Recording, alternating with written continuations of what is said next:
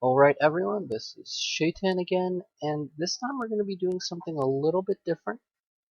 So you can see that we're going to have a game on Shakuras Plateau between Stephano in the bottom left position and MaNa in the top right position. This is a game from the ESWC Grand Finals in 2011, and no, I haven't forgotten to hit play. Just taking care of a bit of the logistical bookkeeping before we get started. If you notice down here, I have it on faster x8, so we're going to be doing some speed casting.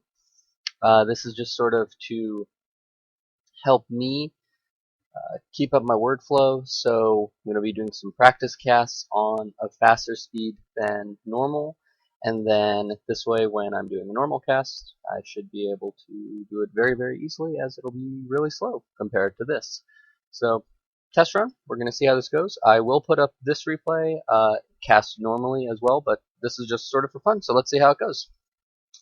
Now this is Shakuras Plateau, so the Protoss player is probably going to do some sort of a forge pass expand, and we can see that his pylon does go down right here. I'm interested to see if he's going to go for an Nexus first to get his forge. It's going to depend on how greedy he wants to be. And he does actually get his forge. We'll see what he does. If he's probably... Oh, he does get the block off right now, so Stephano's hatchery is going to be very, very delayed compared to his opponent, who already has his Nexus going. We see that the hatchery goes up. It's about 30-40 seconds behind his opponent, but it doesn't look like the Zerglings are going to be able to get in, just because the gateway with the wall is like very, very complete, especially with this cannon. So we'll see Stephano does take the very, very early third base. He gets it after his speed, which is something almost unique to what he does, and we can see that his opponent is gearing up right now. It looks like it's going to be a gateway based army, just because he's getting ground weapon +1. He doesn't have any sort of targets up, and there's 4 gateways up right now. We see that the third base is up for Stephano. He's going to need to start making units very soon if he wants to. He has a nice scout out right here, so he can see what's going on. We see actually that MaNa is moving out, and he doesn't actually go for any sort of a push. He's going to play a macroeconomic game. He's going in to take his third base, and with this wall right here, it's going to be very, very hard as soon as it's completed for Stephano to actually do anything. We see Stephano is just building up some roaches, getting his +2, and he's getting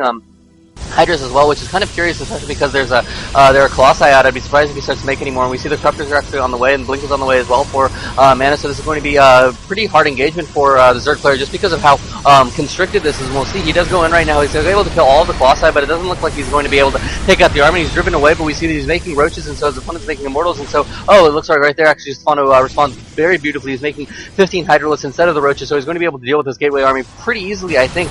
It looks like he engages right now in the +2/+1 versus the +2/0, I think. Yeah, I think the Hydras are +2/0. So it doesn't look like the army is able to actually win, but Stephano is just ahead macroeconomically. He has 6 bases to the 4 of his opponent. He's just able to remax so quickly, and we can see that in the army supplies. Stephano is basically constantly maxed, and he's just doing as much damage as he can to the army, and he's willing to trade cost it effectively just to keep the army away from like the critical composition he needs to become a death ball. We do see that, where was it? Stephano, or MaNa did make a couple more Colossi right now, so that means that the Hydros are going to be much less effective, but Stephano is also getting his hive, and we see a bit of an engagement right now. The 5th base of Stephano is probably going to go down pretty easily. The force fields are zoning out very effectively, so there's really not that much he can do. It doesn't look like, it looks like, MaNa just basically gets away for free, and they're both maxed right now.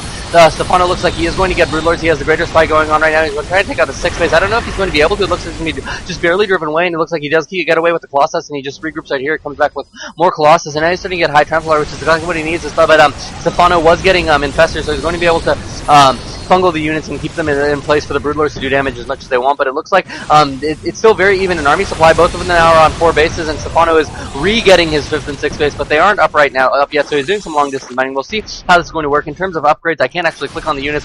We'll see it's +3/+0 versus the +3/+2, so the Protoss player does have the army advantage, but the Broodlords are just so good, and the MaNa actually hasn't made Void Rays, which is really what you want to take out mass numbers of Broodlords, and Stephano looks like he doesn't have any Corruptors just out on the way. Oh, it looks like there was a bit of a drop, maybe a Nidus something on that side. I don't know exactly what, but it didn't look like it did too much damage. They're basically even on Harvesters, and we see that Stephano just basically building up his units. He has so many Broodlords. It looks like he has 8 Broodlords, 7 Broodlords, something like that, and he's making Corruptors. His opponent doesn't have any Void Rays, so he's not really going to be able to deal with it effectively just because of how many Broodlords there are. They're able to do terrible damage before they finally get taken out by the Blink Stalkers. If the Blink Stalkers actually even do anything with Broodlings, just sort of keeping them back combined with Fungus. We do see the Star 4 Stargates going up, and so it looks like he is recognizing this. Both players are maxed out right now with a decent bank, so we'll see what happens. They should be able to go on their game for quite a little bit longer, assuming that both players can remax quite effectively, and neither army breaks the other too much, but we do see that Stephano is actually able to take out this base. It doesn't matter too much because there's no minerals. What really matters are these two bases in the corner, and we'll see. I think Stephano is actually going to move in for a big engagement right here, and we see that the storms are going down. It looks like